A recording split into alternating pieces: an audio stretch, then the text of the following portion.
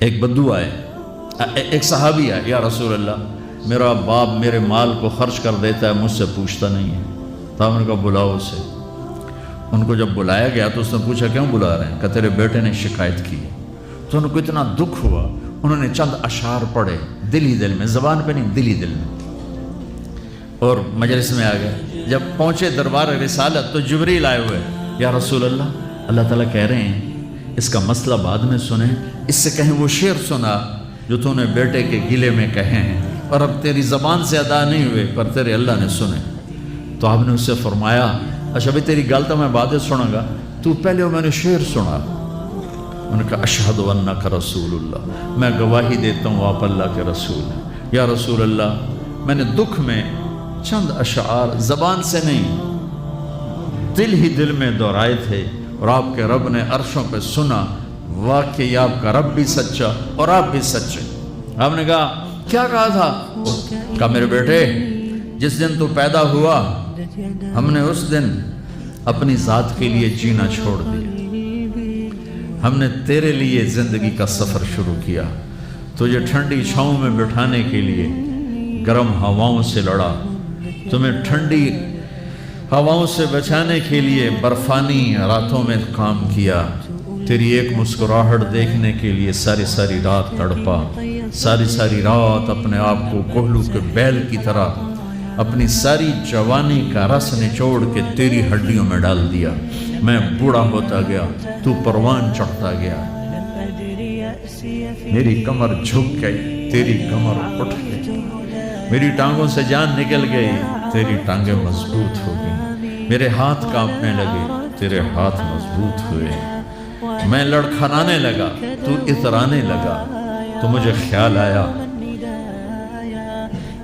کہ جیسے میں اس کے لیے دھکے کھاتا تھا، اس کی زندگی کی دعائیں مانگتا تھا، اس کے لیے تڑپتا تھا، چلو آج میرا یہ سہارا بنے گا۔ لیکن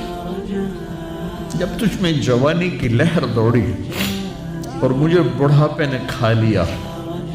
جب جوانی میں تجھ میں رنگ بھرا اور بڑھاپے نے میرے رنگ چھین لیے، جب جوانی نے تجھے سیدھا کیا، بڑھاپے نے مجھے ٹیڑھا کر دیا، کمر جھکا دی، تو ایک دم تو مجھے ایسے گھور کے دیکھنے لگا، تیری آنکھیں ماتھے پہ چڑھ گئیں اور تو مجھے یوں دیکھنے لگا جیسے میں نوکر ہوں، تو باپ، تو مالک۔ تو میں نے اپنی 30 سالہ زندگی کو جھٹلا دیا کہ ہاں میں باپ نہیں ہوں، میں نوکر، یہ میرا سردار ہے، اگر یہ بیٹا ہوتا تو یوں تو نہ کرتا۔ اس نے میری راتوں کے تڑپنے کو بھلایا، میرے گرمی سردی سے لڑنے کو بھلایا، کولو کے بیل کی طرف میرے چکر کاٹنے کو بھلایا، اپنی خوشیوں کو دفن کر دیا اپنے سینے میں،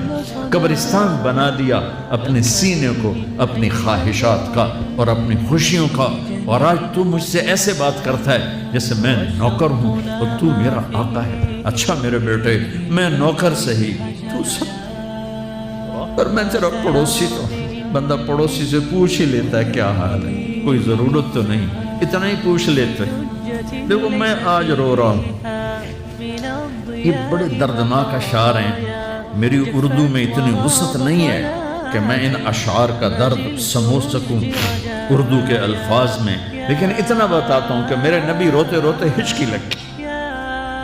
اتنا روئے۔ آپ نے اس بچے کے گریبان کو یہاں سے پکڑ کر دفع ہو جا، میری نظروں سے دور ہو جا، انت و مالک لابیک، تیرا سب کچھ تیرے باپ کا ہے۔